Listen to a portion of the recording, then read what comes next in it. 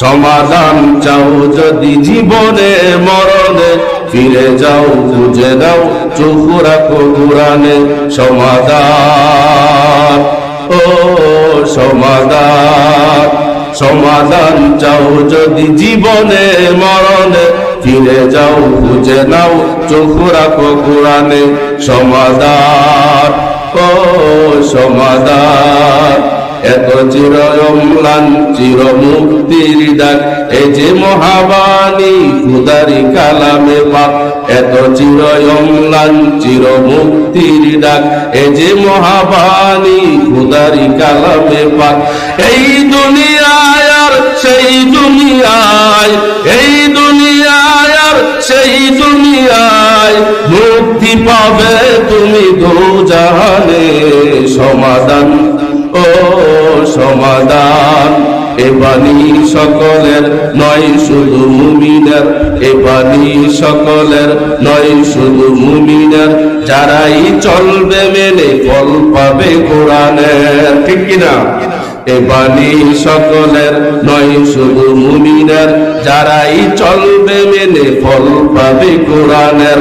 ঘরে বলো কিবা রাষ্ট্রে বলো, ঘরে বলো কিবা রাষ্ট্রে বলো, অশান্তি দূর করে শান্তি আনে। সমাধান, ও সমাধান, সমাধান চাও যদি জীবনে মরণে, ফিরে যাও খুঁজে নাও চোখ রাখো কুরআনে। সমাধান, ও সমাধান, সমাধান কোথায় আছে? কুরআনে। জোরে বলেন, কুরআনে।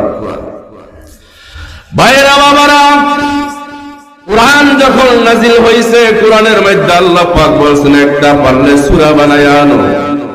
কাফেররা পারে নাই। বছর বছর চলে গেছে, মাস কি মাস চলে গেছে। আল্লাহর রাসূলের ওফাতের পরে কয়েকশো বছর পর এই পৃথিবীর যত খ্রিস্টান আছে, ইহুদি আছে, সবাই একসাথে হইছে।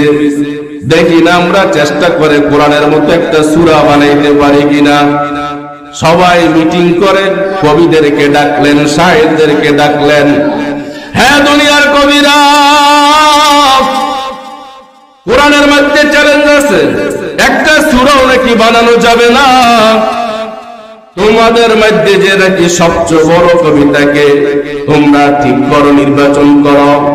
একজন বড় কবি নির্বাচন করা হইল কাফেরদের পক্ষ থেকে, ইহুদি খ্রিস্টানদের পক্ষ থেকে।